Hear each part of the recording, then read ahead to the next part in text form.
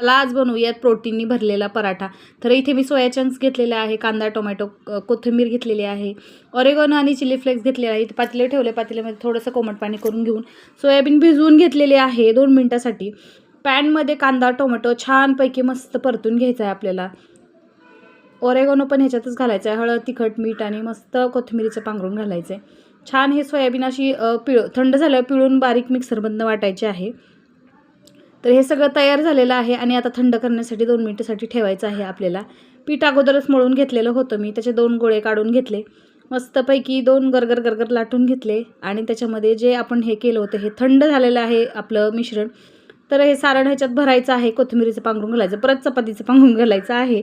छान गरगर गरगर गर आपल्याला लाटून घ्यायचे आहे आणि मस्त शेकून घ्यायचे आहे.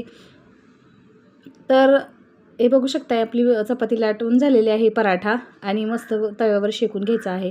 खरपूस रंगावर तुम्ही बटर तूप पण लावू शकता. तर इथं मी तेलच लावलेलं आहे आणि बघू शकता किती स्टफिंग सगळीकडं पसरलेलं आहे आणि खाण्यासाठी रेडी आहे. चला तर मग करून बघा एकदा तुम्ही पण.